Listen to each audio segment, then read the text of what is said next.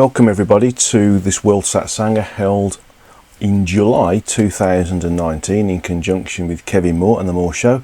And as usual, I thank Kevin for all his hard work in broadcasting the greater reality and the work he does to expose more of the greater reality to those individuals out there who follow him via his various different channels, the Moore Show and Moore Talk, which are on YouTube. And I thank him for assisting me in broadcasting and dispersing this particular Satsanga as well. Okay, so we've got quite a lot to go through in terms of questions. I've got quite a backlog and I'd like to get through them, but we'll see what time's looking like because obviously there may be too many to cope with, but let's have a look at it. First of all though, let's look at the agenda. Oh, before I start, I've got a little bit of a frog in my throat. I've caught a little bit of a virus, I think, from one or two people, and although I've not got the same level of physical response, it does sometimes leave my mouth a bit dry, so if I cough once or twice, please excuse me. Okay, so the agenda is as follows. A short talk by myself on what is awareness or self-realization, and then we've got all the backlog of questions from people from basically from May and June, and hopefully we can get those done today, but if not, we'll put them into August as well. And then we'll go through the end of meet meditation, which is how to remove the links with another person and therefore become more expansive. Okay, so as a result of that, this is just to help us detach from people and basically assist us and help us to move on. Okay, so first part of this particular Satsanga is understanding what is awareness or self-realization. Many people think that they are aware. Many people think they are self-realized. And the individuals who quote this either do or don't. And the Hindus call it you need to have a guru who is a preceptor. And what that means is that a guru who is a preceptor is somebody who is truly God realized. And to be truly God realized is one way of explaining self-realization or awareness. Now, awareness in general, it can be used as a word to describe people who are cognizant of things that are happening around them, whether it's just observing individuals around them in their environment, in observing changes to the environment, or observing how people interact with the environment and interact with them. And in terms of understanding things like if you're driving your car, being aware of the cars around you, or if you're walking in the street or in a city, being aware of the cars and the individuals on the sidewalk or the pavement that are around you as well. But awareness or self-realization from a spiritual perspective is completely different. It's not specifically being aware of there are other things in the greater reality that are above and beyond the gross physical or our incarnate state. It's more about being connected and understanding the level of connection to the point where that level of connection isn't just a purely intuitive perspective in terms of getting bits and pieces of the greater reality, bits and pieces of precognition, or shall we say telepathic communication with others. It is about being actively able to move one's consciousness out of the physical, so to speak, and into the greater reality where we normally exist. So it's about having the ability to consciously commune with what we are, our true energetic selves, or in the Hindu text the Godhead or the Oversoul, as Dolores Cannon would describe it, or the higher self as we normally refer to it.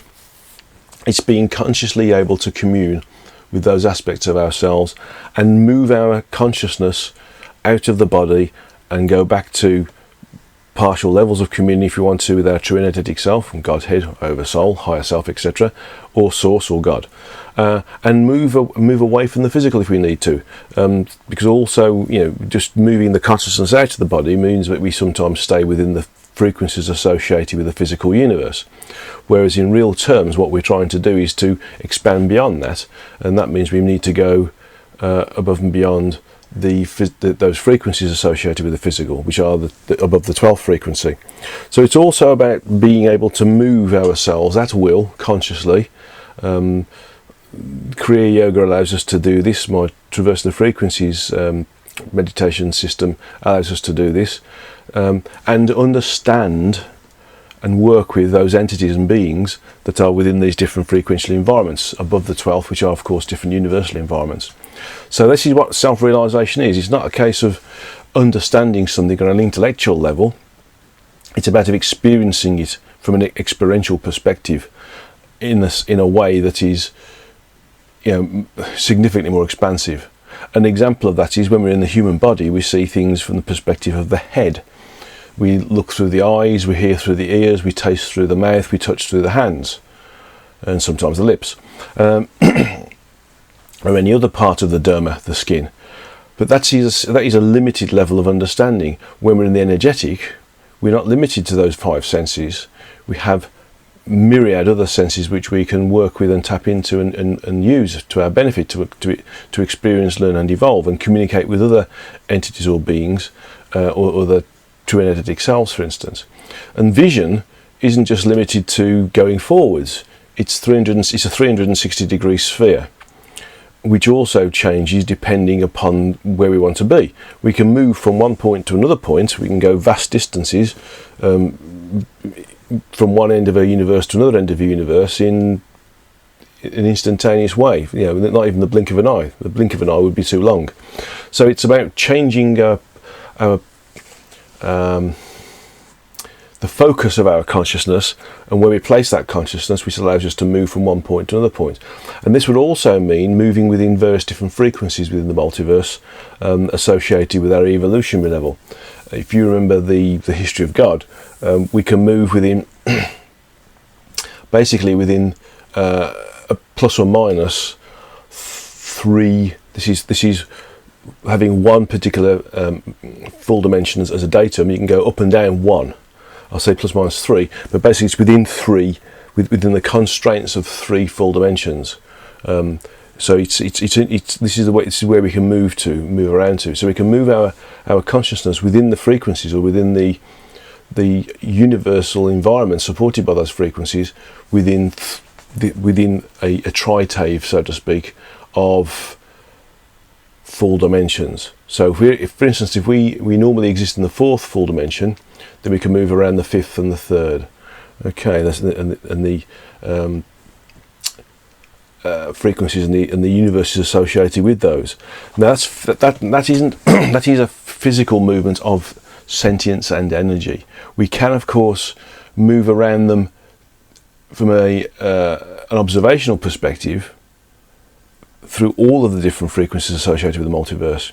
Movements of the sentience and energy within those three full dimensional conditions I've just mentioned is a function of the evolutionary level. Whereas we can still move around, move our sentience, or refocus our sentience in any part of the multiversal environment, provided we're taught. So self-realization is part of this as well. It's part of an understanding of who and what we are, and not just knowing it, but being it.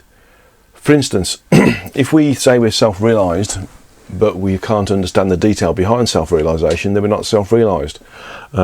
If we say that we understand how a light switches on, if you click a switch, but we've never actually done it ourselves, then we haven't experienced that. If we just told it, then it's a belief system. So it's an intellectual understanding rather than an experiential understanding.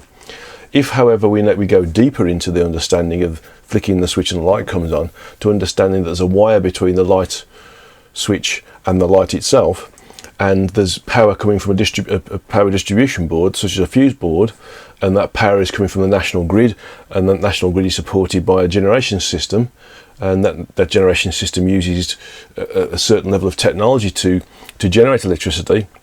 Then we start to understand by experiential and intellectual means the greater detail. If we've been part of the creation of these devices that create electricity, and part of the installation of the network, and part of the installation of the wires in a house, then we have a complete experiential understanding of of the system, and therefore we are self-realized of that system in its totality. Not just aware, we are part of that. And this is what self-realization is. It's being part of in a fully experiential sense, and therefore being able to manipulate those environments, or those energies that are supported by the greater reality, the frequencies within the subdimensions, within the full dimensions of the multiverse. So self-realization isn't just about intellectually knowing something; it's about experientially experiencing it. Individuals who are at this level are far and few between. You can probably count them on a couple of sets of fingers, basically. So be careful who you follow. Those individuals who say they're self-realized, most of them aren't. Most of them just intellectualize it and talk about it rather than be it or know it. And you can tell the difference between somebody who is self-realized versus somebody who just is an intellectual individual who's able to explain self-realization. It is a completely immersive, joyful, omnipresent, omniscient state of beingness. Okay, right, I hope that explains that. Let's go into these questions now. I'm keen to get through these. There's a few of them are basically just descriptive items. Let's go through. First one is from ME, and it's a question discussion regarding last Satsanga, which was in April actually. Okay, so first piece is, I wanted to tell you how much I really appreciated the metaphor you used to describe our TES and the connection to our individual aspects, and the relationship to the word soul as a collective rather than individual. The link between the earth, forests and clumps of trees was a great way to describe the concepts of things being interconnected, where events are happening all at the same time, or concurrently is a better way of saying it. In this case, where information from our individual lives unfolding in our event space is shared back to the TES concurrently and simultaneously. Thank you. The discussion goes on further, and it says, this got me further wondering about the purpose of our existence in the individual human level. And in brackets, I think I'm an aspect. Well, you are. Most people are aspects if they're asking these questions. Shards don't tend to ask these questions. Shards can be very successful from a materialistic perspective within the Earth environment and other physical environments within the physical universe, but they don't tend to have the sentience associated with being able to question their environment. So anybody who is questioning their environment or participating in these satsangas is most definitely an aspect. Okay. So the question is, I think I'm an aspect, but then I could be a shard or a backfill. The answer is no, you're not. You're an aspect. Okay. It seems that the purpose of each life is to yield more about the info about the nature of reality back to our true energetic self. That's correct. This being said, and it's also evolving through that interaction and the information gathering. Excuse me. That being said, we collect as much information as possible as we can in one life through daily interactions. That can be translated into many different things, scale from positive to negative in the human life. Yeah, I mean, although positive to negative is just various different levels of experience rather than being classified as positive or negative. That is a human thought process, basically, but thank you anyway. You asked the question paraphrased about which life am I, the main one or some dead-end parallel existence. This was when we talked about, that we're all potentially we're not the mainstream existence. It's likely that we're not actually. There's various different parallel conditions that we create through our choices, and the question of which one am I is usually a bit of a thorny subject. So the continuing dialogue here is it the point that no existence is less more important or more main? All parallel existences gain growth through experience. The qualifying descriptions of good or bad are relative not only to this lifetime, but also to a limited perception of the greater reality of past, present and future happening simultaneously. Yeah, if you consider it in terms of irrespective of whether you feel you're the main existence or a parallel existence, it doesn't matter. It's what you do with that existence that matters, because everything is fed back into the true energetic self anyway. So even though we experience one particular parallel condition, or main condition the case may be, or fractalization of a parallel condition, it is nevertheless real to us in this particular reality. Note that everything is a dream state in real terms in comparison to our normal existence. Everything is illusion in real terms. So this particular illusion to us is real.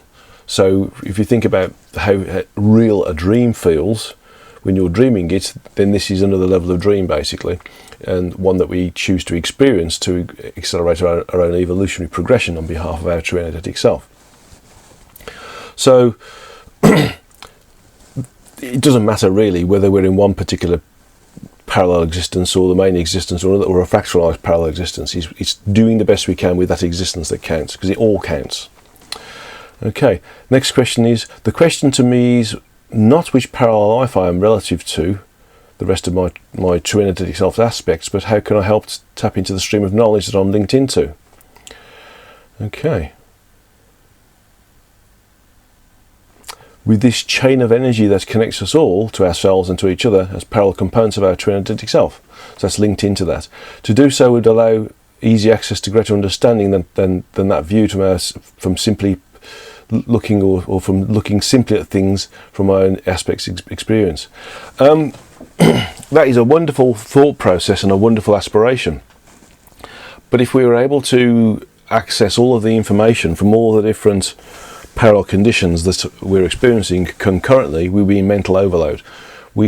In our current incarnate state, we have barely enough sentient capacity to cope with what we're doing now, let alone being able to cope with 3,000 or 4,000 different other parallel existences that we're experiencing concurrently. So my thought is that it would just distract us, and that we don't need to worry about it, we just need to know it's happening. And if we take one direction versus another direction, and we worry about whether we should have taken the other direction, don't worry, a part of us has already taken that other direction and has already experienced it and moved on. So don't worry about, so it's not worth worrying about really. It's just thinking in terms of having extra knowledge could potentially just confuse us. Okay. Next question is, can you elaborate on ways in which we can tap into this channel of information flowing to and from the tests from the concurrent parallel of past, present and future events? I presume meditation, but I'm looking for specific exercises we can do to increase this level of awareness. Things to exercise that consciousness muscle that is lying dormant within ourselves and our current physical trappings. That means body.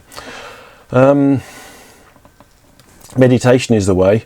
I mean, don't forget that, as I just said, there's so much stuff there that you probably, it's like having, it's like using Google to search on something and getting 40 pages of information back. Which one do you choose? The one that's paid the money and comes up first, basically. And in this instance, the one that's paid the money and comes up first is the one we're experiencing right now. So the thing to do is to understand that although you can gain access to other information, it will be a limited sense because of our limited ability to work with the level of sentience we have now. But meditation is definitely the way, and use your intuition and spiritual or third eye to augment the focus.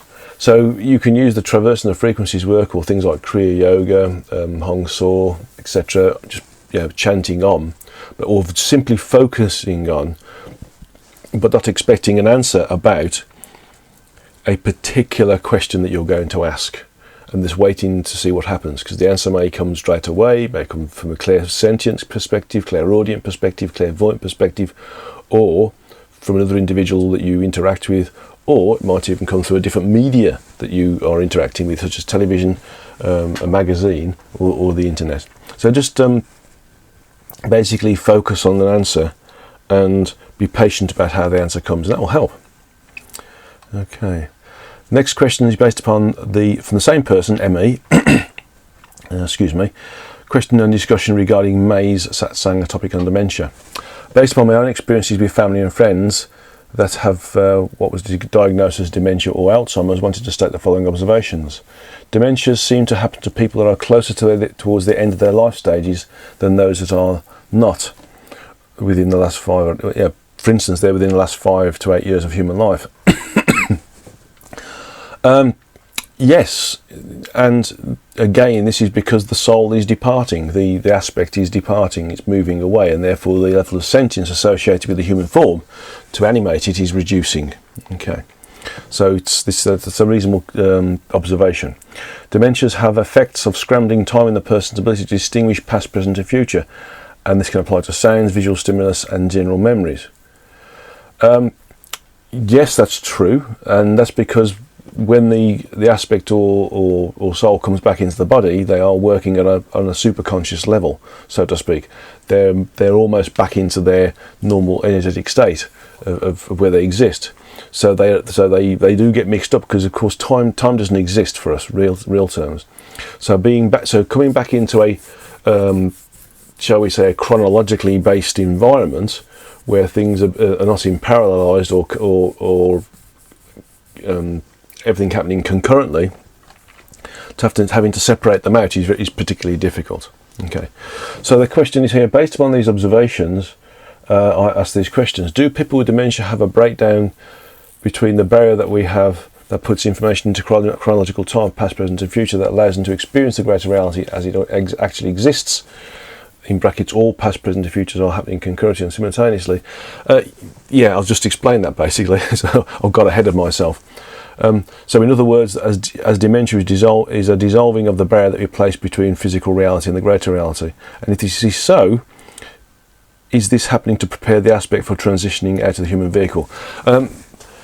It is happening because the aspect is mostly out of the human vehicle and is experiencing existence as it normally does. So, which is an instantaneous and concurrent and simultaneous way.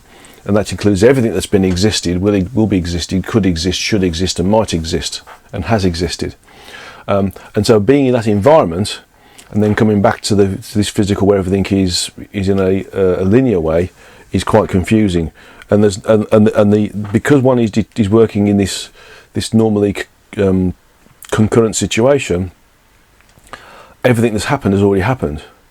And so there's no anchor point between, what happened last week compared to what happened 3 years ago compared to what's going to happen today or in 3 seconds time, for instance. So it's difficult for the individual who's experiencing dementia or Alzheimer's to relate to this chronological or linear way of existing, because the aspect or soul is existing in the state of beingness, so to speak, that is instantaneous and concurrent. Okay, well, thank you for those questions, ME. Very good, and I really appreciate them actually, because they're very deep thinking and very thoughtful, and it helps to explain and for all intents and purposes deepen all of our understanding as well, mine as well, because the questions actually make me go into different levels of understanding through channeling the information. So it's fantastic. Thank you. This question is from AB, and the question is, hi Guy, I have 2 questions. I have understood one should watch life unfold and find equanimity, I can hardly say that word, between good and bad, since there is no such thing. But if I just let things happen without judgment, I seem to simply disengage from life. If everything is being chosen for me and I'm just watching, I feel unconnected. How do I try in life without trying? How could I love others if I don't find myself loving them already?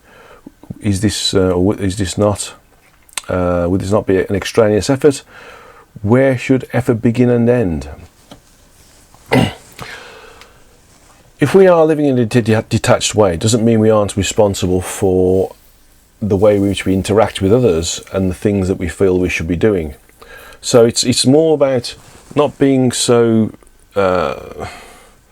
detached that we don't do anything and we expect things to happen in front of us or around us. It's more a case of being detached to the point of just dealing with things in an efficient and as a robust way as possible, and dealing with it. And that includes interactions with our loved ones sometimes, and also with individuals we interact with. And also, there's an old joke where a person prayed to God and said, I'm struggling with money, I need to win the lottery to help me move forwards. and the result of the meditation was that God came back to the individual and said, why don't you buy why don't you buy a ticket for the lottery? And the individual says, okay, I'll wait for you. Months and months go past, even a year goes past, and the person still hasn't done the lottery. And so the person goes back into meditation and says, God, you said you were going to help me win this money. And God turns around and said, well, you've got to help yourself as well. Go out and buy the ticket. So there's something there which says, real terms, we do have to interact with the physical to enable us to work with the physical and allow certain aspects of the physical to flow. So when we feel we need to do something, we need to do something. When we feel we need to stand back, we need to stand back. If things are becoming frustrating or very hard to do, it's because we're trying too hard. If we're missing the boat sometimes with things, or they've happened, and we've missed them, it's because we've procrastinated too much. So we need to be able to understand how to work with the flow, how to go with the flow, how to not interrupt the flow, and how to augment the flow when it's necessary. Okay, so really it's about being disconnected from the personalization of things, whilst also being responsible for the things that are supposed to happen in and around us, and that we are supposed to interact with to assist in the interaction and the downstream functions of what we do and how it affects others as well. So I hope that answers that particular question. Next question is, I've read several concepts about the afterlife from modern days to Yogananda's to my own. This is but the information obviously from the An dialogues. Yogananda describes heavenly astral worlds that relatively good souls experience between lives. This seems in common to today's notion of heaven, but recently I read from him that most souls do not go there, but sleep unconsciously between lives and reawaken in their mother's womb. Bad souls even are tormented in hellish nightmares during their rest. This idea frightened me a bit, naturally, so also I don't think this fits in to how you describe the afterlife in the An dialogues, where the soul is fully aware of the dying process in departure to its life review and multiple versions of communion offered to it. Could you clarify this, please? Do only advanced souls go through a conscious afterlife process? You have to understand that Yogananda wrote things based upon a level of education that he had, the experience that he had, and what he thought people would be able to digest. So again, it's about understanding the level of detail that one can absorb, and that and one's readers can absorb. When Yogananda talks about these things, he's talking really about individuals who are immersed in their incarnate condition. And sometimes this information, which I believe at the moment is being rewritten or revamped and redistributed as the lessons, is sometimes misunderstood. You have to understand that Yogananda probably understood an awful lot more than he described to his disciples or his followers, because they wouldn't have been able to understand it, and so he had to bring it down to basic information. And so things like hellish nightmares or being stuck in astral worlds is basically because certain individuals link themselves to the earth still. Individuals who are going in back-to-back incarnations would stay within frequencies that are almost physical. Don't forget, the astral worlds are in effect still the physical universe. They're those things which are within the 4th, 5th, 6th and 7th frequencies. And if the individual wanted to, the frequencies above what's considered to be the astral, which is the 8th, 9th, 10th, 11th and 12th, but still within the physical universe. So it's about understanding that individuals who do back-to-back incarnations wouldn't go very far frequentially before they come back into an incarnation. So they would basically fall asleep or die in one incarnation and wake up in the fetus of another incarnation, for instance.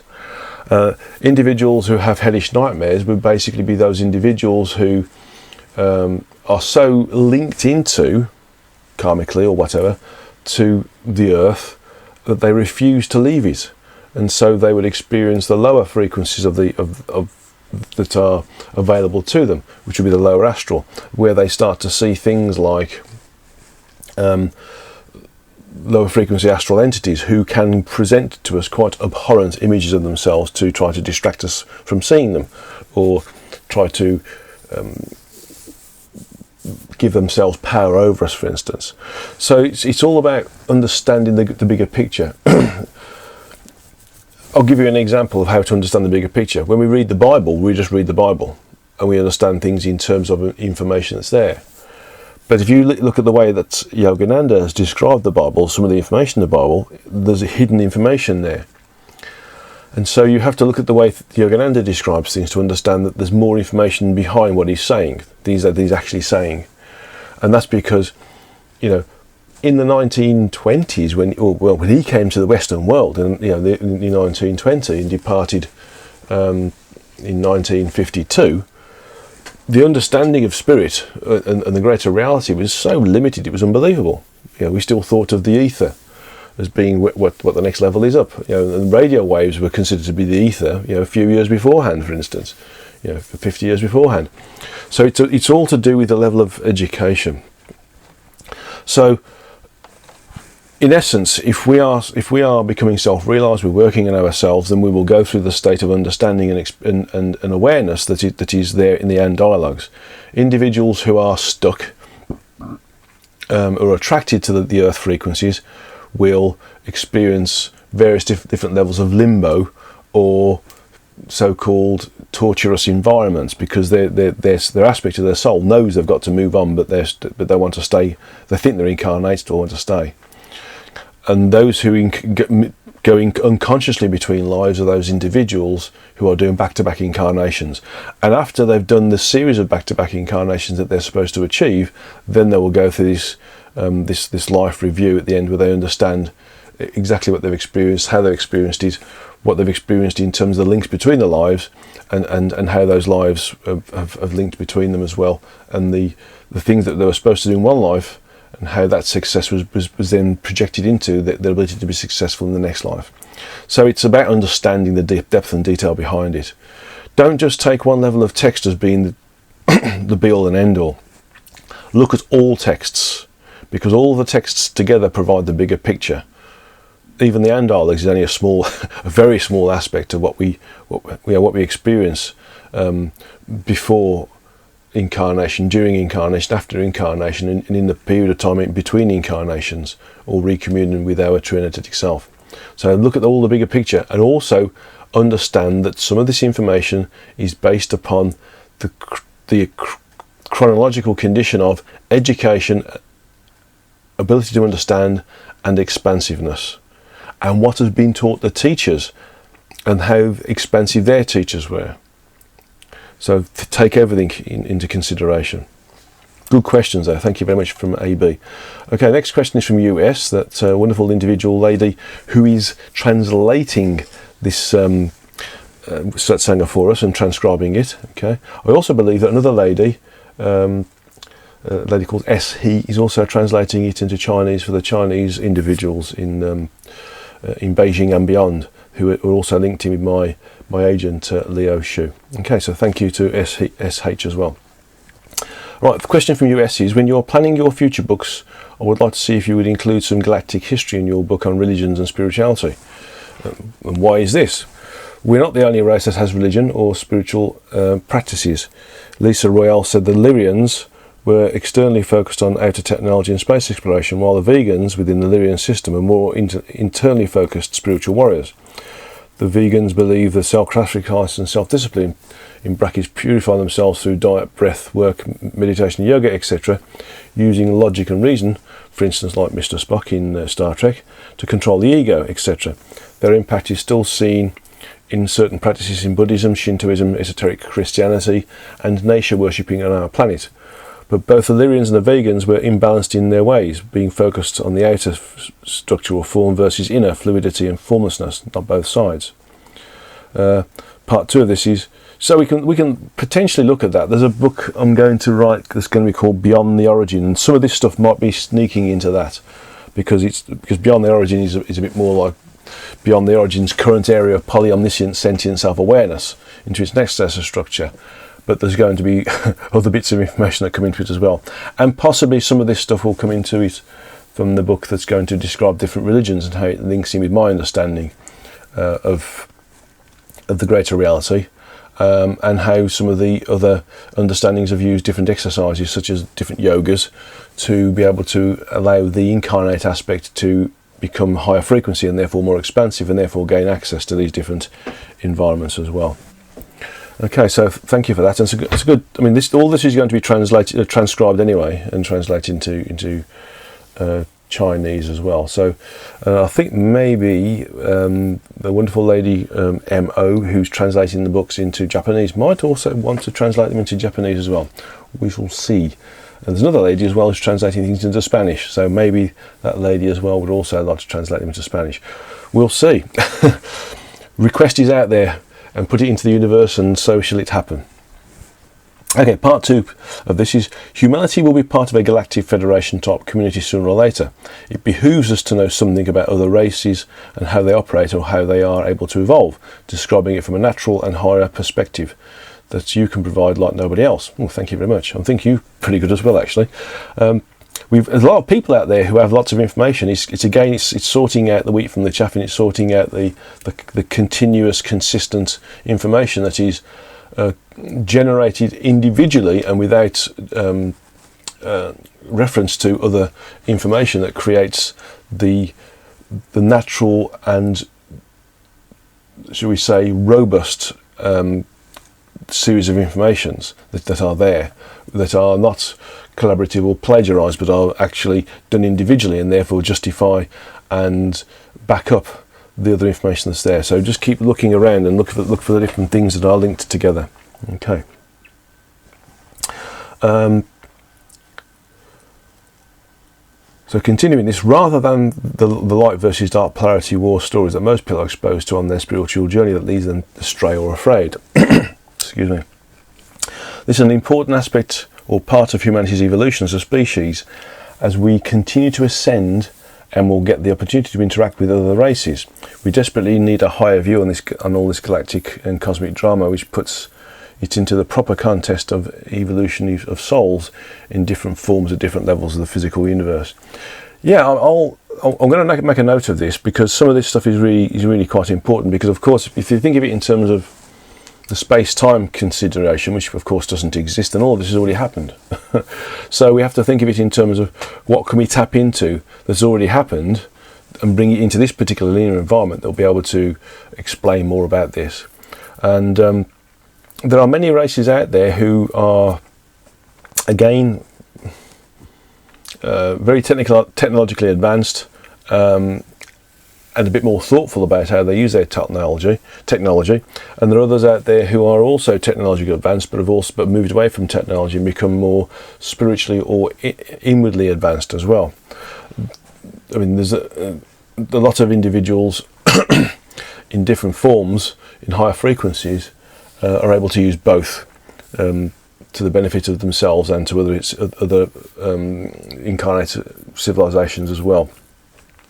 So it's about understanding the plethora of different ways of experiencing, learning, and evolving that we experience ourselves as well, and how various different forms or form factors that we can incarnate into allow us to maintain higher levels of communicative ability and therefore work on a more spiritual basis rather than being here. So we'll look at that. Thank you, US. Very, very useful.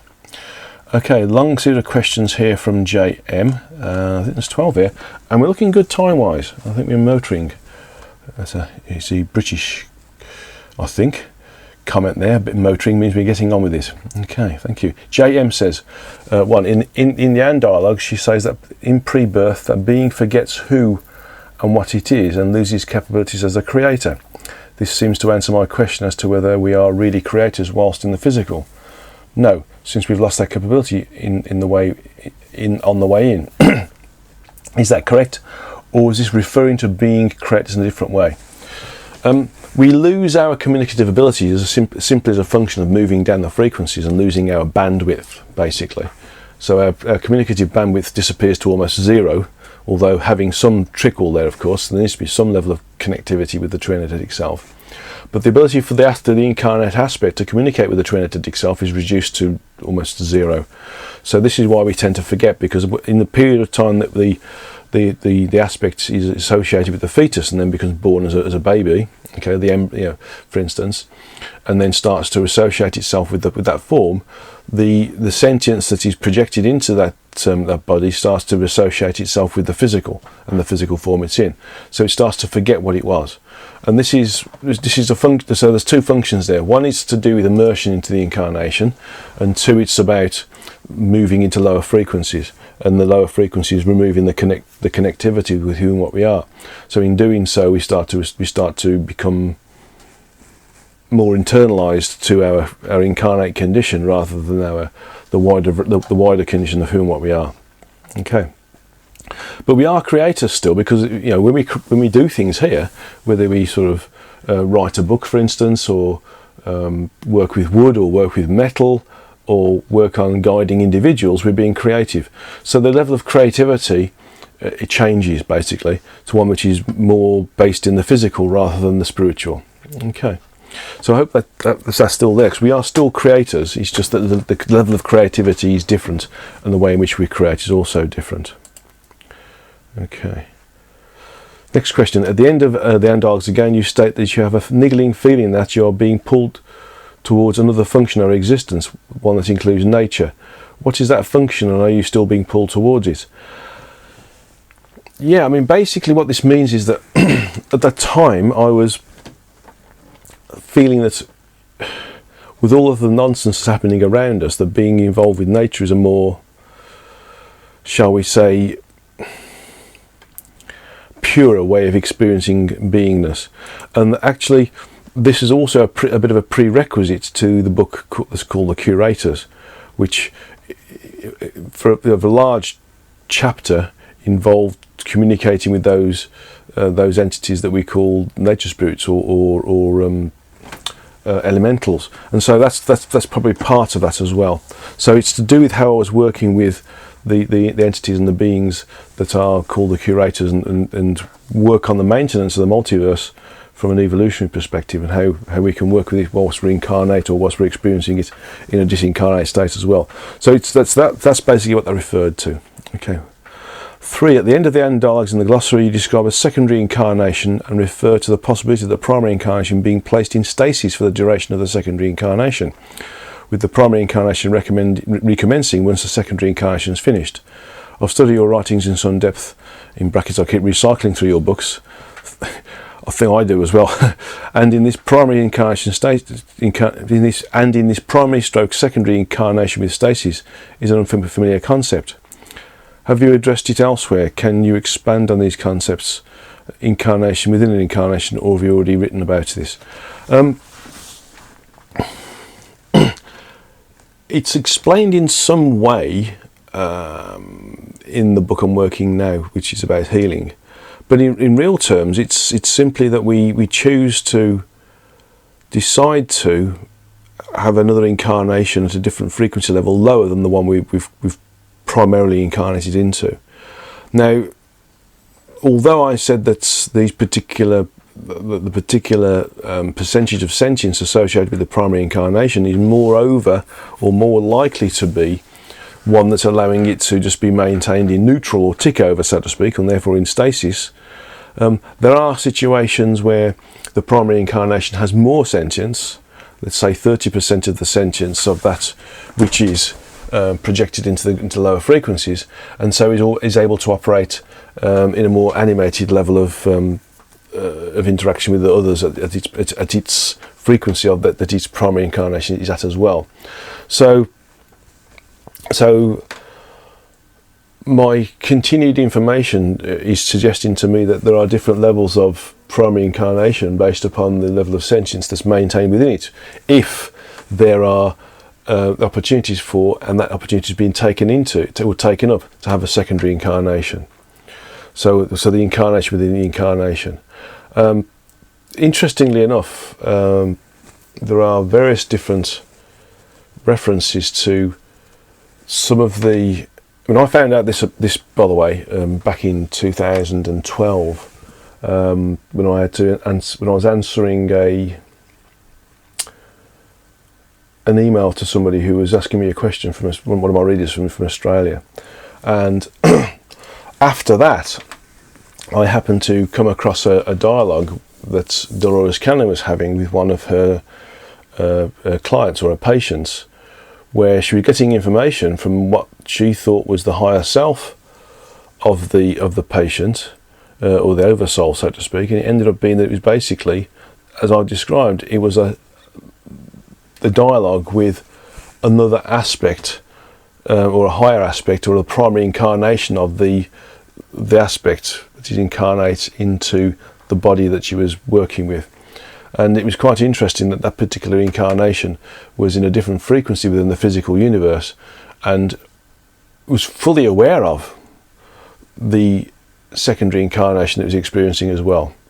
So so that in that particular individual sort of backed up the thought, or the idea that the primary incarnate condition isn't always in stasis. It can also be in an animated condition as well, depending upon the amount of sentience which is maintained within that primary incarnate state. The minimum is 10% to allow the primary incarnation to be maintained, but at around 10% of the potentially 2.5% of sentience that an aspect can have, excuse me, is the minimum necessary to allow that particular vehicle to be maintained. But that 10% means it ends up being in stasis rather than being in an animated state. Okay. Some of this information is also basically presented in some of the presentations or lectures I've given about who we are and how we incarnate. So if you go onto the website and go into events, lectures, you'll find some of the lectures are on YouTube there. You can tap into. I think that one is all in totality is there, but the PDF files for the presentations are there as well. Okay.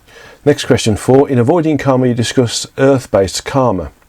Is this the many tornadoes and wildfires or earthquakes that are hitting us now, or is this something different? Earth-based karma is basically karma that we create through our interaction with the lowest frequencies that are focused upon this particular planetary system, basically. We can in fact get karma in other locations of the physical universe. So we can get, for instance, Arcturian-based karma or Pleiadian-based karma, as an example. It's just basically karma that we've accrued as a function of being in a particular location within the physical universe. Okay, so in essence, it's not something we should be too concerned about. It's just that karma, we accrue karma in different locations. It's like saying I would accrue karma in San Francisco, and I can also accrue karma in New York, and I can also accrue karma in Sydney in Australia. That would be San Francisco-based karma, New York-based karma, or Sydney-based karma. It's just a location of where we accrue karma. That was what it was describing. Okay, number 5. In the history of God, you met Byron, the dragon entity. He had to frighten you away, but it didn't work. Thank God for that. Well, thank Byron for that. You told him that you thought all entities you told him that you thought all entities at that level 27 was supposed to be good, and he responded, "We are mostly." What does he mean? Are there non-good entities at level 27? Indeed, at all levels. And what exactly is a non-good entity? I need to ask the question here.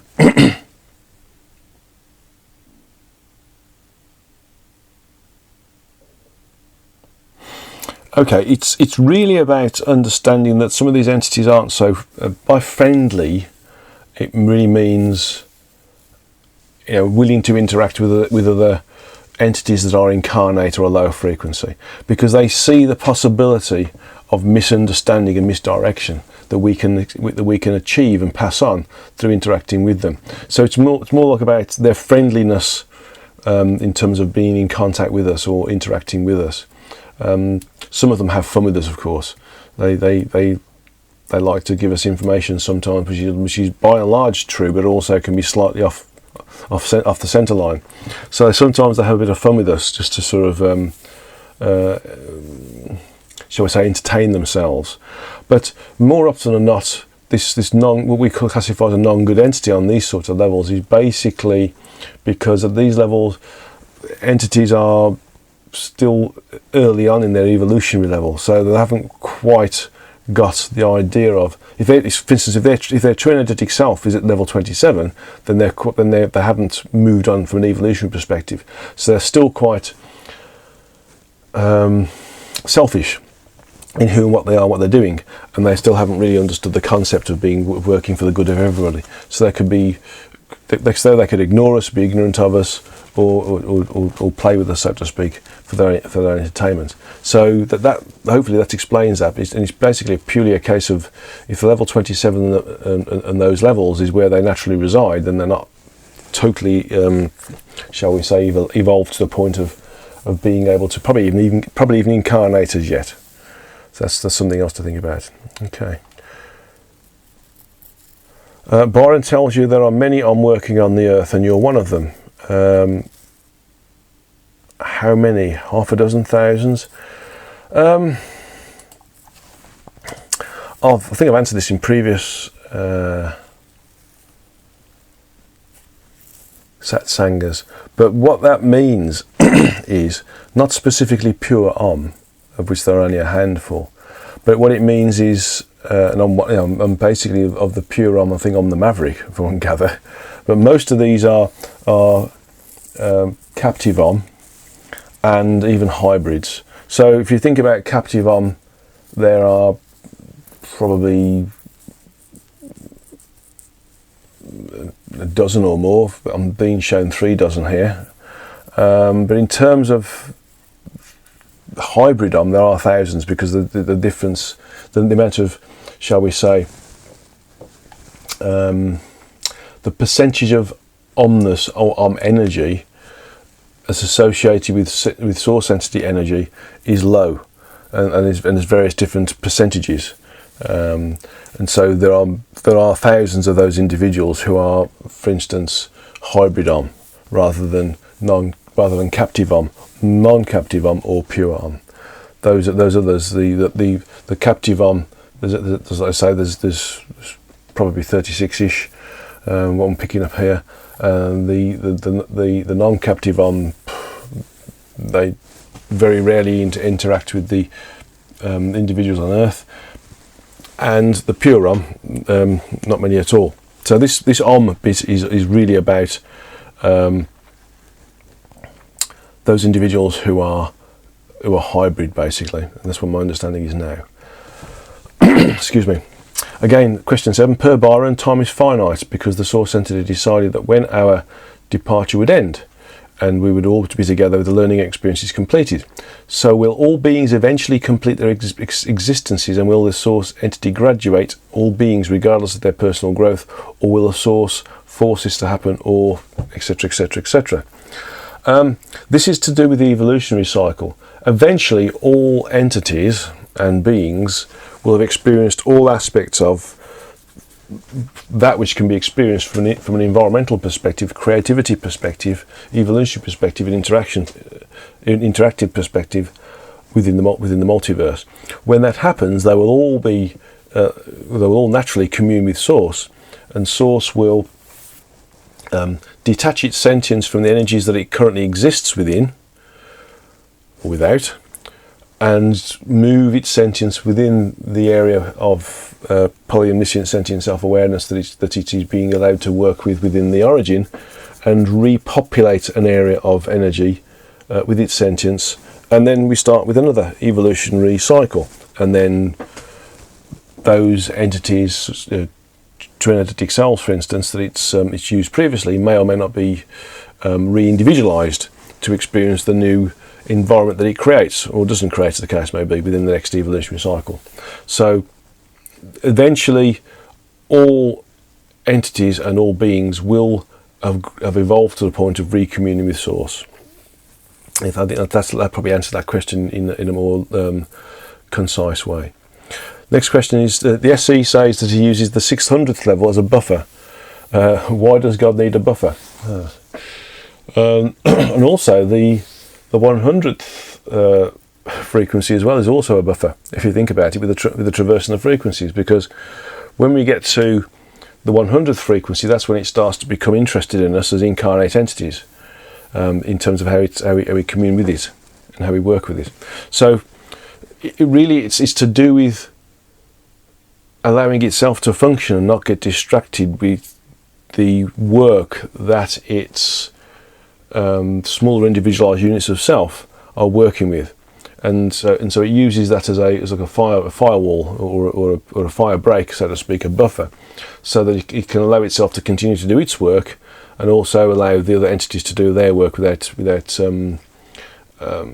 disturbing it too much. Although the question would be, why would God not want to be disturbed by those smaller individualized units of itself?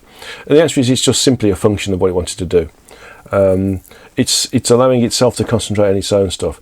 When an aspect in its incarnate state is able to commune with Source or God, from any real level, but mostly it ends up in the 100th level, or the 89th universe, then it tends to pay more attention, because the usefulness should I say, the evolutionary gain and progression through being in contact with Source at that level and here at the same time is more significant than what it would have been if it was at another level. So it's almost like sending out part of yourself, and it finds its way back. But where it's been sent to is in a maze, and it's deaf, dumb and blind. So it's what have you learned from being deaf, dumb and blind and finding the centre of the maze and coming back. That's why Source or God starts to pay attention to us then, because we've got more to offer it. Okay. Next question. Byron says that we're now at a point where we're almost at the critical mass necessary to allow us to raise the frequency of the Earth back to the levels it should be. Does almost mean like a few years or decades, thousands of centuries? I don't expect you to pick a date, but so many of these almost there predictions seem so meaningless. So what does this one mean? When I worked on that and was given that, it was looking like 50 or 60 years, or perhaps even earlier. But with the way we've moved down the frequencies, and the way we've enjoyed moving down the frequencies by becoming more materialistic, by allowing some of the more bizarre things that are happening around us, and then relinquishing our responsibility for them happening, such as some of our governmental decisions, for instance, and leadership decisions all around the world, then my understanding is that this figure of 50 to 60 years has now gone further away. At the moment, this is because it's based upon things aren't static. We are able to control our ascension, so to speak. And although we were getting towards a larger level of individuals who were alert, aware, and awake, and that was creating a massive triangulation opportunity, inflational triangle opportunity, those individuals who are part of this have started to drop down the frequencies, and they've also started to lose their connectivity with the spiritual and greater reality. So this has now sort of dropped down. So my understanding now is it could be over 100 years away. So we have to be very careful on how we think, behave and act, and try to compensate for those who are dropping down the frequencies and becoming more materialistic in terms of their thoughts, behaviours and actions as well. More lower frequency, more karmic, so to speak. Okay, next question. A source centered in the history of God states this: everything was created in perfection to start the job instantly, to hit the ground running, as it were. The only changes, in brackets, to the universe, end of brackets, are what you do and your opposite entities have created, including the physical vehicle. What exactly are our opposite entities? Now that's a good question. Let me ask the question for you. Okay. Having gone into a different event space called pause and then meditated, ineffectively this means the opposite entities are the parallel versions of ourselves that are working in different, slightly different or dramatically different environments based upon our choices. So the opposite entities are really the myriad different versions of ourselves based upon our myriad and fractalized downstream decision processes. Okay.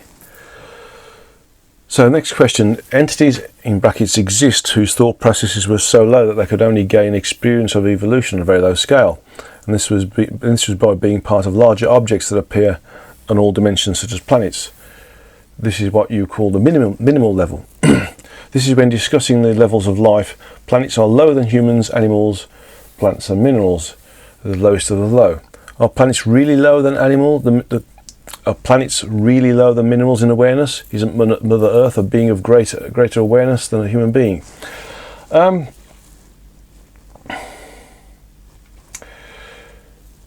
If you look at the size of the Earth and in terms of its mass and volume, and then look at the size of a human being in terms of its mass and volume, and then you look at the sentience associated with a human being, which could be a minimum of 2.5% of the sentience of the Trinity itself, but up to potential up to 30%, which is unlikely, but that's the potential, if one particular aspect is projected into the physical. And then you look at the size of the Earth and the potential sentience associated with that, then we are infinitely more capable in comparison to the Earth, because we're experiencing things individually in a microscopic way in comparison to the Earth. But we're also able to affect the Earth in a massive way, a macroscopic way. So it's to do with, and also the sentience associated with the Earth means that it experiences things and acts in ways which are significantly slower than us. So it's to do with the sentience and the processing power associated with that sentience in comparison to how the vehicle that sentience is housed within is manipulated or used, that allows us to understand how fast something can evolve. So a mineral in itself within the Earth would probably evolve faster, and does evolve faster than the Earth itself, because it's a smaller component of the Earth and may have an individualized function of sentience associated to it.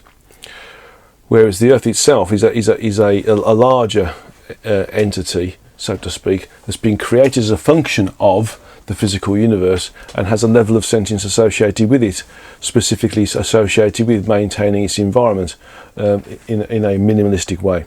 So in essence, yes, Mother Earth is of a lower level of sentience than a human being, specifically because of the volume of what it is, from a scaled perspective, versus how it can move around and interact with the environment, versus how it can affect its environment in comparison to the almost omniscient level of sentience that human beings have in comparison to the Earth, and how we can move around the Earth, and how we could in this particular incarnate state move around the physical universe and affect the physical universe.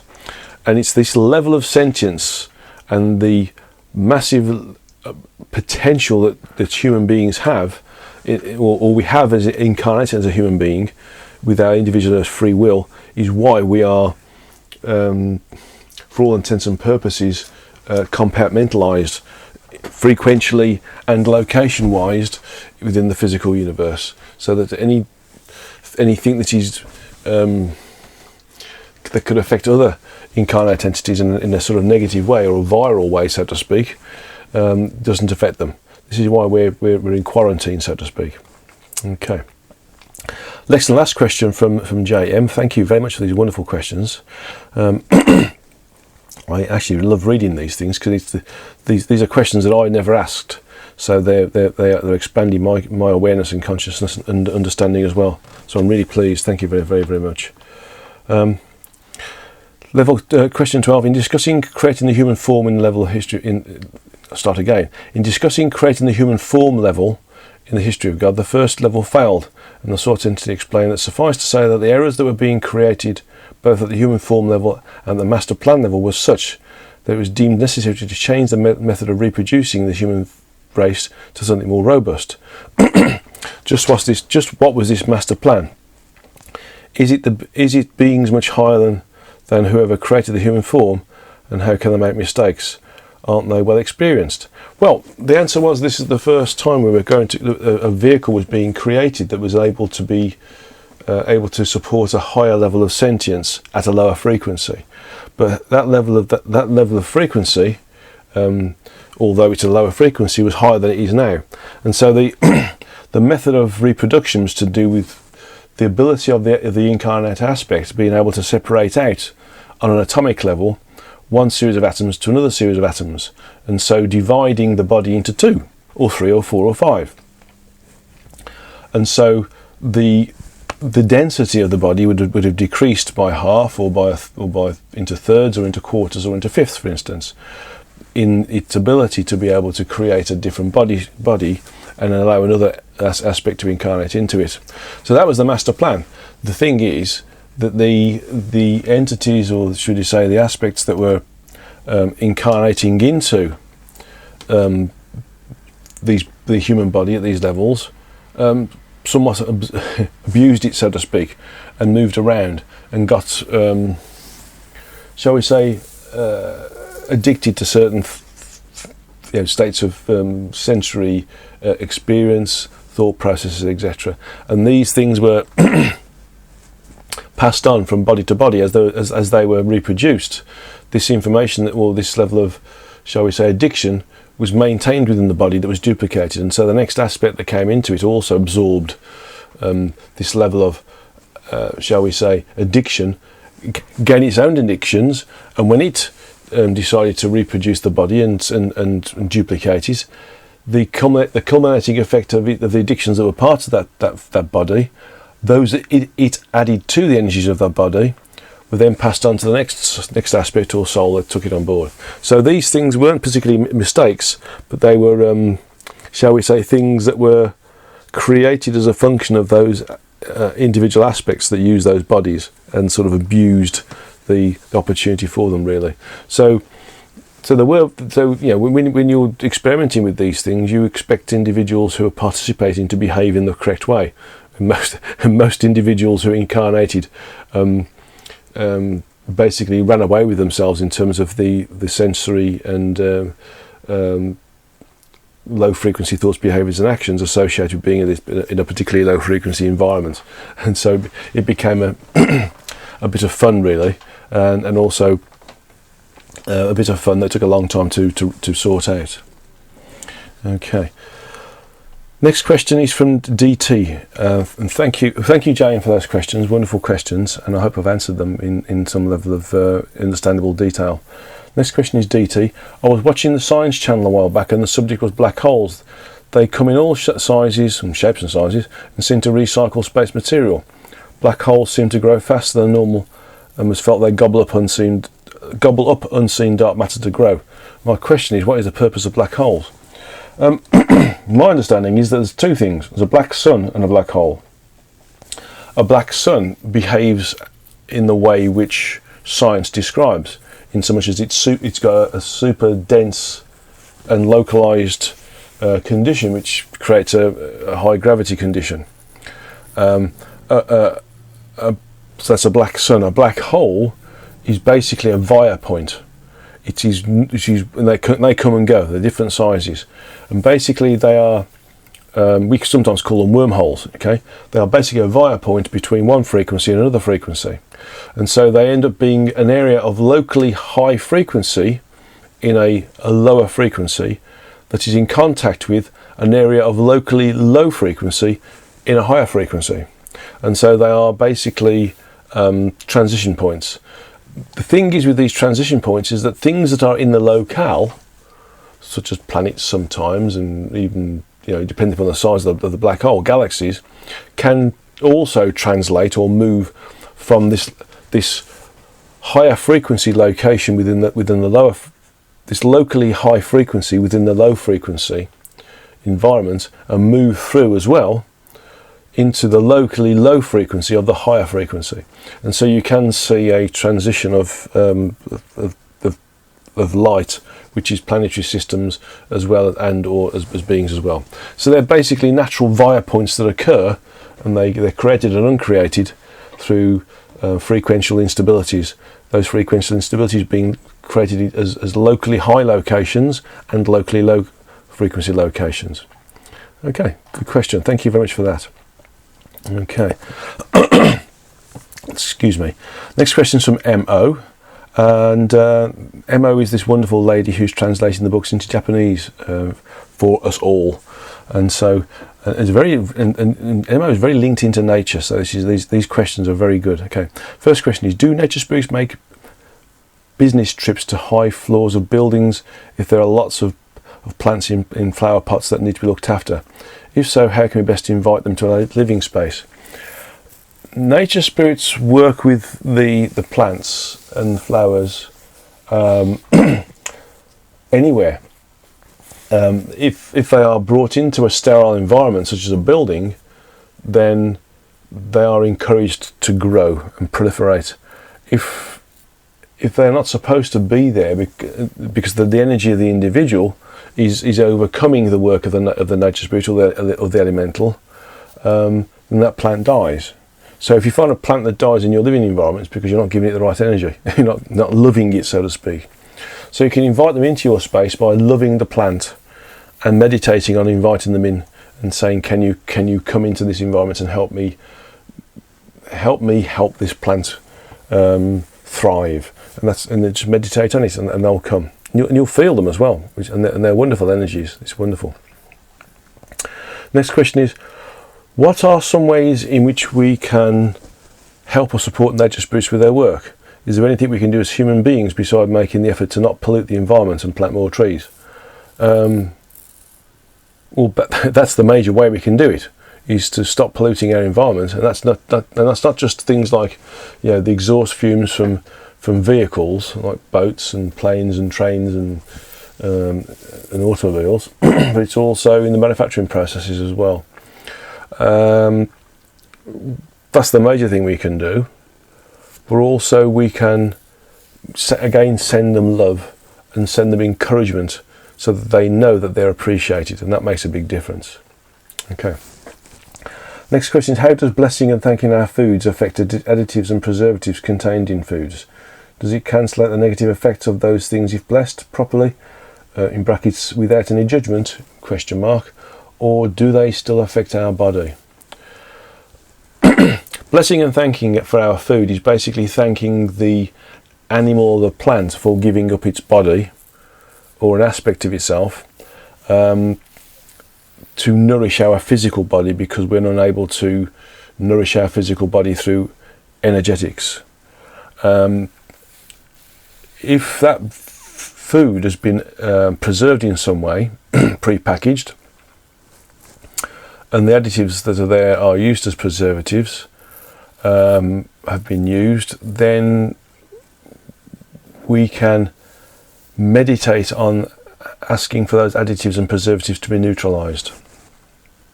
But in real terms, the best thing to do is to avoid foods that have had additives or preservatives placed on them or within them. So the best way to negate the effects of additives and preservatives is not to buy them, not to buy foods that have been preserved or have additives in them. Keep them natural. Have foods that are grown in the ground without any form of pesticides, those sorts of things, or only if natural pesticides are used, such as the introduction of natural nature to do natural combative efforts, such as introducing certain insects to get rid of certain insects that are detrimental to certain plants. But those insects we introduce naturally die out when the insects that they are attacking have been eradicated. So it's using nature properly, basically. But thanking and blessing our foods really thanks the plant for giving up itself and the various components of the animal for being given up to nourish our bodies as well. So that's basically what thanking and blessing our foods does. It's thanking those entities of various different levels of evolution for giving up part of their incarnate condition to perpetuate our incarnate condition. What are the emotional causes of rheumatoid arthritis, and how can we deal with it? Is it more difficult to heal it once it's physically manifested?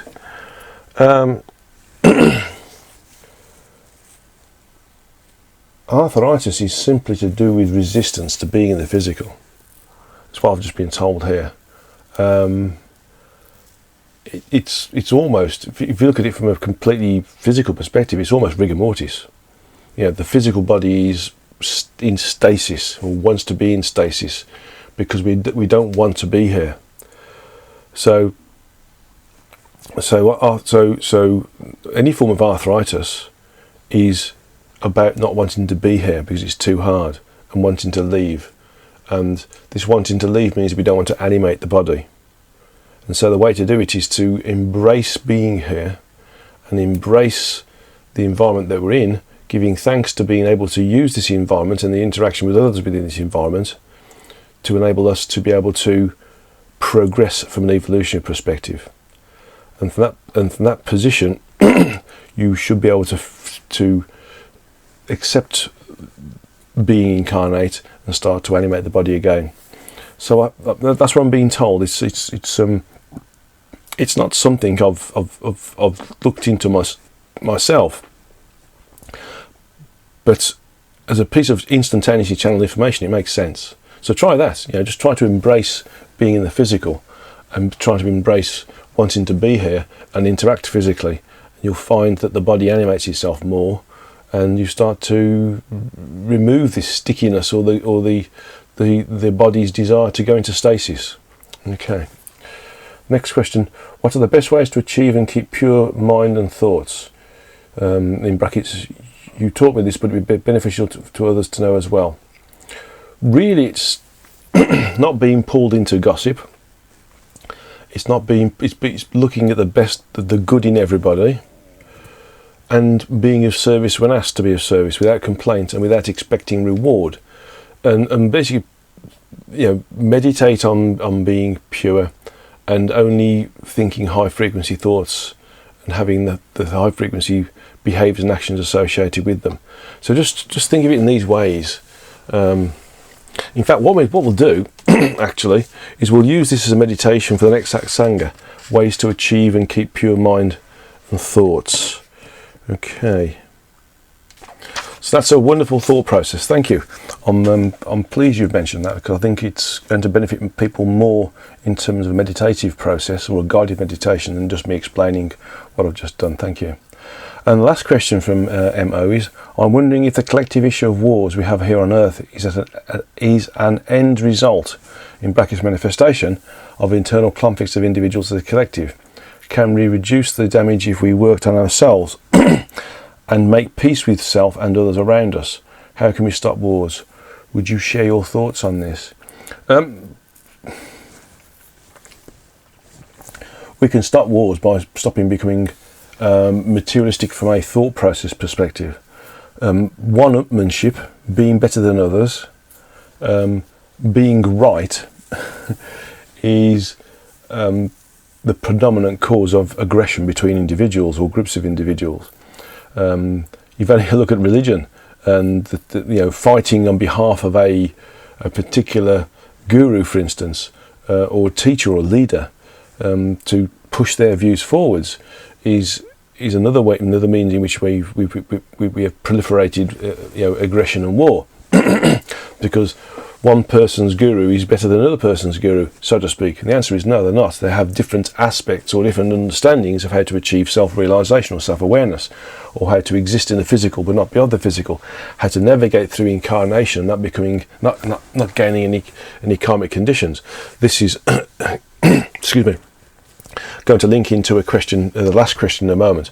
So really it's about being content with who and what you are, thinking the best of everybody, helping those who require help when they need it without asking for any even words of thanks, and just understanding that everybody is a soul or an aspect in an incarnate vehicle is struggling to evolve through incarnation, and that everybody is effectively deaf, dumb and blind and trying to make their way to the centre of the maze and back again. And just think of it in these terms. Conflict is based upon trying to be better than somebody else because somebody else's idea is better. Actually, they're all good.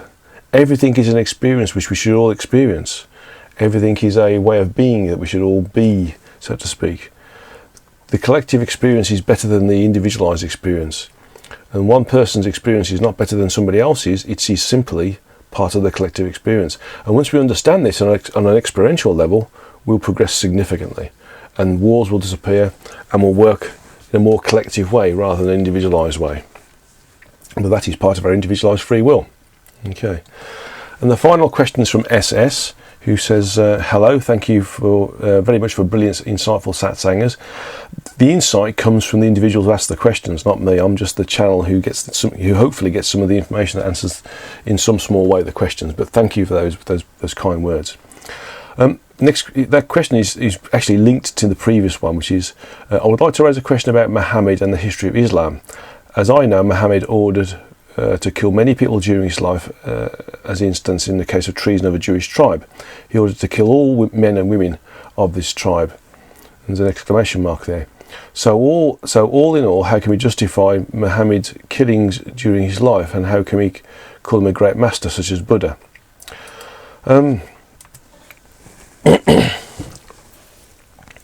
My understanding is that a lot of the work of every spiritual leader is misunderstood by the individuals who are supposed to broadcast it, and so much of the information that comes through has either been rewritten based upon the thoughts and desires of an individual to try and redirect the understanding based upon a human condition away from the original teachings of that individual.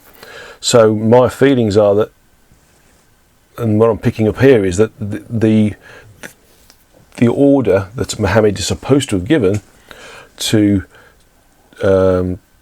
kill a number of individuals, men and women of our tribe who just happen to be Jewish, is a misconception based upon the idea of try to remove their thoughts and try to give them an alternative understanding of how to become enlightened.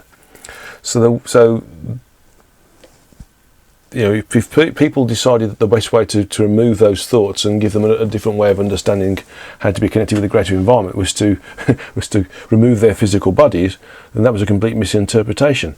I can't imagine that an enlightened individual such as Muhammad actually ordered that.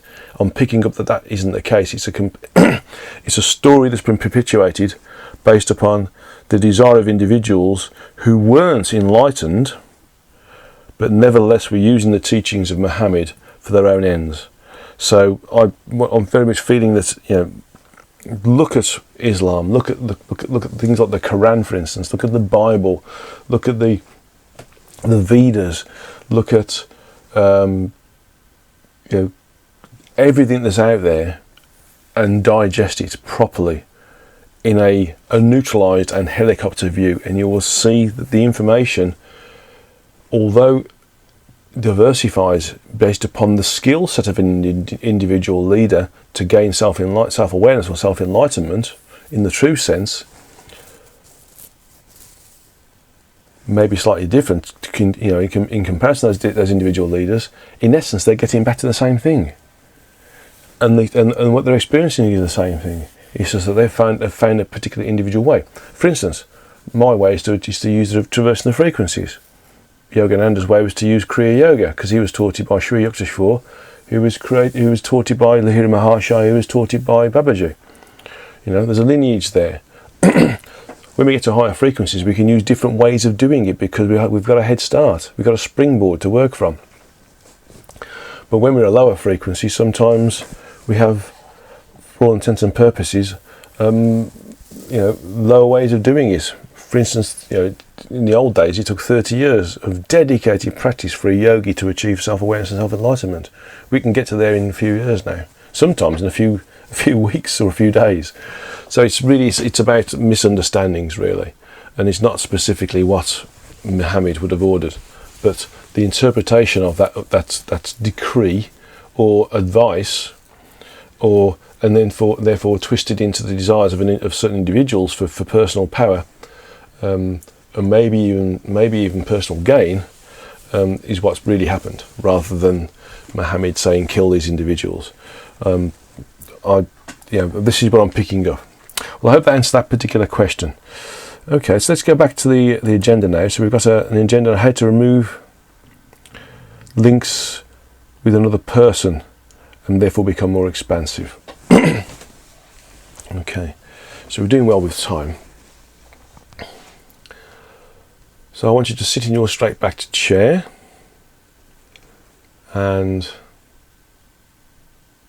Close your eyes and focus your spiritual or third eye on the area of the spiritual or third eye itself.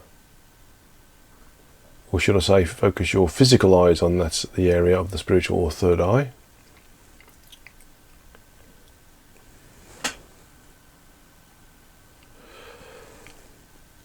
And I want you to just visualize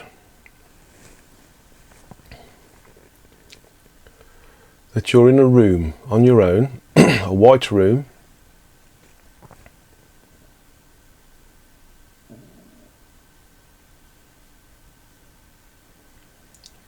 There's nothing else in this white room apart from the floor, white walls and a ceiling. There's not even a door.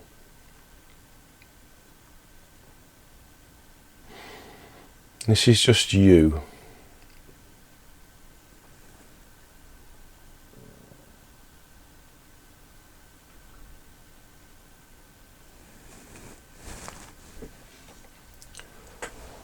And now I want you to materialize in this room an individual who you may have had an altercation with, an argument with, a disagreement with, a problem with, a dislike of.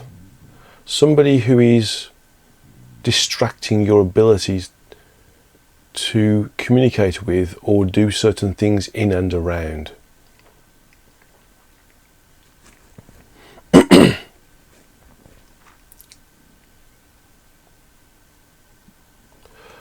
Sometimes these links are links to the chakras, specifically if it is a link between ourself in this incarnation and ourself in the previous incarnation. And sometimes it's simply a link between two individuals as a single link. So if it's a link between ourselves in previous incarnations, whether that is a karmic link within ourselves or a family member, for instance, it could be that all 12 chakras, that's the 2 vertical chakras and the 5 horizontally opposed chakras, are connected together. So you may need to remove the connection from those. But in this instance, if it's another person, there's usually only one connection. Usually it's within in the area of the heart chakra, but not always.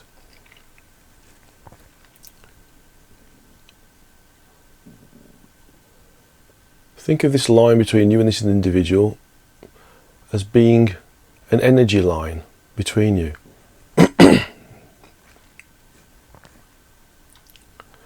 And that there's a connection on this energy line, on each end of this energy line, and there's a connection on your body and the body of the individual you're linked with.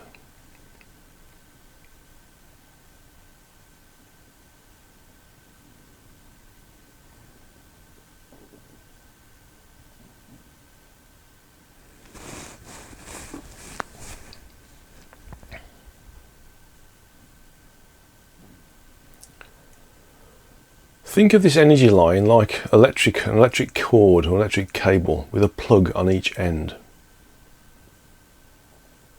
And on you is a socket that you would normally find on the wall of the house, for instance.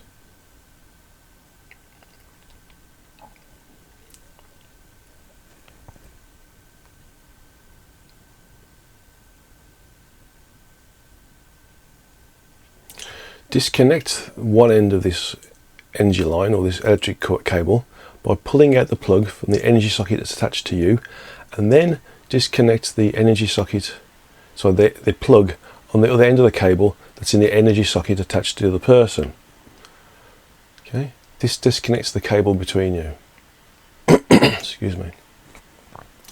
Now put that, or first of all coil up that, visualize that you're coiling up that cable, and then placing it in a bin, a recycling bin that you visualize that's by your right leg. And once you place this cord in the recycling bin, it dissolves and becomes back as part of the vast energy set that is the source.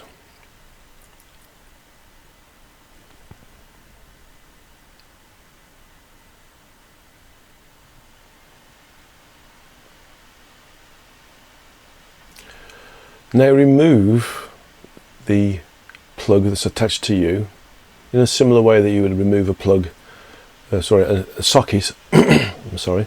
Remove the socket that's attached to you in a similar way that you remove a socket on the wall of your house. Visualize you have a screwdriver, for instance, and unscrew the screws that hold that socket onto the wall.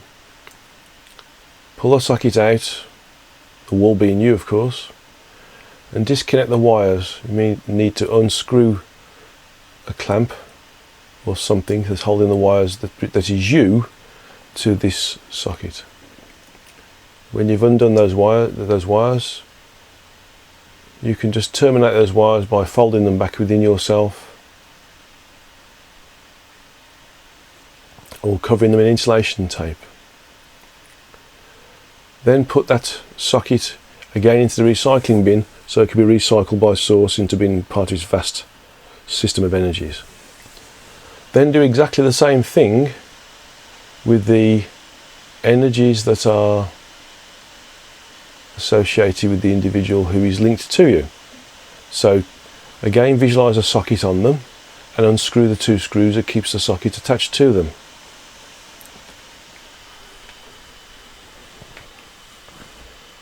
When you remove those screws, again unscrew the wires that attach the socket to the energies of the individual and then fold them back or terminate them in some way by using insulation tape or something. And then take that socket and again put it in the recycling bin that's at the side of you.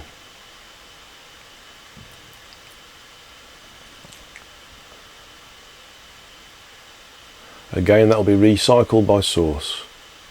So now you have two holes in the energy templates that is you, and one that's the energy templates of the individual you're detaching from. Visualize yourself filling these holes one level at a time. You can do this by extending your root chakra and then spinning your root chakra clockwise and then filling the hole in you and the other person on the first level,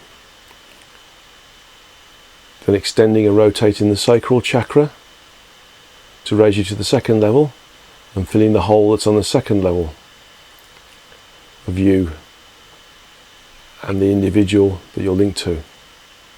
Then extend and rotate the solar chakra and again fill the hole on this third level. Then extend and rotate the heart chakra and again fill the hole on this fourth level for where the socket was on you and this other person you're linked to. Then extend and rotate the throat chakra and fill the hole that's there where the socket was on you and the person you're linked to. Then extend and rotate your spiritual or third eye chakra and again fill the hole that's on you and the person you're linked to. And finally extend and rotate the crown or head chakra and then again fill the hole that's there, that's associated with you and that socket that was there, and again the person you're linked to and the socket that was on them. And then close your chakras one by stopping the rotation, and if you need to, just to contract their extension to their normal state. So stop the rotation of the crown chakra and then the spiritual or third eye chakra and then the throat chakra and then the heart chakra, then the solar chakra, then the sacral chakra and then the root chakra to bring you down to the earth level. And as you look at yourself and look at this other person you're linked to, you'll notice that the hole that was there no longer exists. Every energy template on all those levels is now complete, and the ability for any lines to be reconnected to you and that person are now removed. If we didn't remove the sockets, that connection could re-establish itself. But now we've removed the sockets, that particular connection can no longer be maintained. And so what you may see, what I see, is that individual just shoots off into the distance. It flies off into the distance, removing itself from our particular location, freeing us from that particular link with them. And in terms of our ability to work with them, it makes us more expansive, less fearful, less anxious, less limiting in our ability to work with them or within and around the environment that they work within, and understand them better.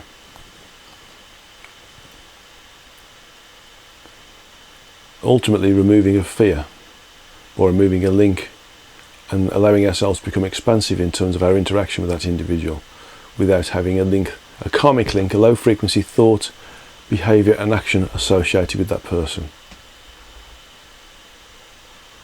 Okay, so this being done, you can now slowly open your eyes, come back into the room, take a drink of water if you wish to help ground you, and bring you back fully into the room with your eyes open. So thank you for participating in this particular Satsanga in July 2019. Thank you all those people for their questions. Wonderful, deep, seeking questions which have not only delighted me, but they've educated me as well in terms of the information and the questions and the answers as well. Thank you for those people around the world who are joining into and participating in the meditation, and thank you to Kevin Moore for broadcasting this information when he has chance and time, because he's a very busy individual, on his YouTube channel and other methods of communication. So thank you to everybody. Looking forward to communicating and communing with you all energetically in August this year. And thank you for listening to this Satsanga. Namaste, God's love to you all, and goodbye.